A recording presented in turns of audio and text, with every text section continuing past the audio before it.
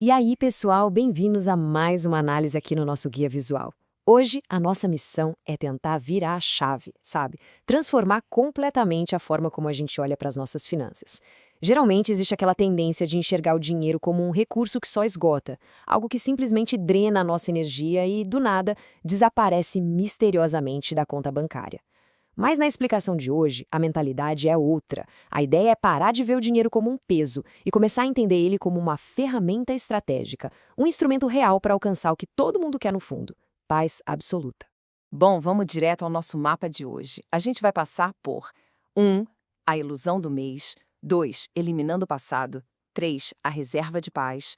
4. Necessidade não é status. E, por fim, a melhor parte. 5. A regra da diversão. Então, começando pelo ponto número 1, a ilusão do mês, o famoso ciclo infinito. Essa aqui é uma realidade bem dolorosa para muita gente. A conta bancária parece que vai transbordar lá pelo dia 5, logo depois que o pagamento cai, mas aí começa aquela contagem regressiva cruel, esvaziando ladeira abaixo até chegar no dia 30, muitas vezes no vermelho. A sociedade meio que ensina pra gente uma visão totalmente falha, né? De que o dinheiro é um recurso escasso, feito para ser consumido até não sobrar nenhum centavo. Só que a realidade lógica é outra. O dinheiro não cai do céu para simplesmente evaporar. Ele é uma ferramenta, e como toda ferramenta, exige um planejamento estrito. Quem tem um plano sabe muito bem que o mês tem 30 dias. Não faz o menor sentido viver como um rei por 5 dias e meio que bernar no resto do mês. Avançando aqui para o número 2, eliminando o passado. A hora de zerar as dívidas.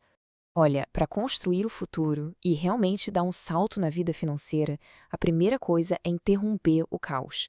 Tem que cortar aquela espiral negativa dos erros do passado. E as fontes originais trazem 3 passos que são absolutamente inegociáveis para isso.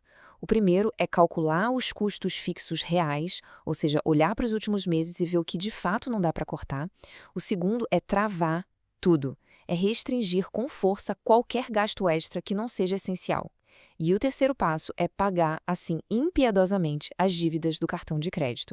É igualzinho aprender a dirigir. A gente não entra logo de cara num carro esportivo, cheio de botões e motor turbo, certo? A gente aprende num carro básico, onde se acelera, freia e vira o volante. O mundo financeiro exige essa mesma simplicidade no começo. O foco total precisa ser gastar menos do que se ganha. E o ponto crucial aqui é muito direto. Cartão de crédito não é dinheiro extra. Fato. Quem está enrolado com as finanças não pode, de jeito nenhum, viver de dívida. Limpar essa ilusão de que o limite do cartão é uma mágica extensão do salário é obrigatório antes da gente sequer sonhar em construir riqueza de verdade. O que nos leva ao número 3, a reserva de paz, o nosso fôlego financeiro. Uma vez que as dívidas sumiram do radar, a gente chega no que muita gente chama de reserva de emergência. Mas, convenhamos, chamar de reserva de paz traduz muito melhor a função disso aqui. A grande meta de 6 a 12 meses é literalmente a fundação da tranquilidade. Mas tem um detalhe super importante para prestar atenção.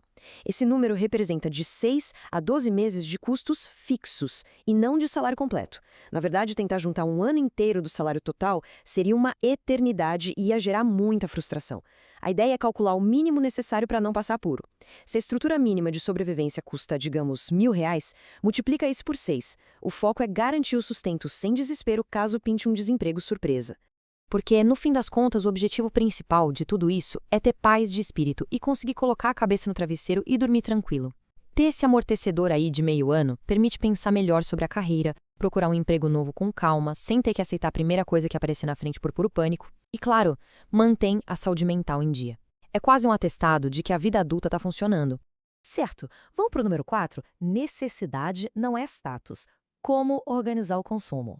Com a paz financeira garantida, a gente entra num terreno meio perigoso. Exige uma organização muito boa para não cair nas armadilhas da pressão social. É fundamental separar as coisas. De um lado, a gente tem a necessidade real, palpável. Por exemplo, comprar um carro usado, simples, baratinho lá do ano 2003, só para fugir de 4 horas diárias de estresse no transporte público. Isso devolve horas de descanso para o dia a dia. É um problema real sendo resolvido. Agora, do outro lado, tem exatamente o oposto. Se endividar num financiamento de um carro 0 quilômetro caríssimo só para manter as aparências. Confundir necessidade com status e, pior, buscar esse status através de dívida é literalmente uma máquina de triturar todo aquele patrimônio que deu tanto trabalho para construir. E a matemática fria por trás dessa organização diz que, no cenário ideal, os custos fixos devem ficar limitados a 40% da renda. Claro, em lares com filhos isso pode bater lá nos 60%, mas a regra base é essa. Os outros 60% são a margem de respiro para construir riqueza para valer, investir e, claro, curtir a vida.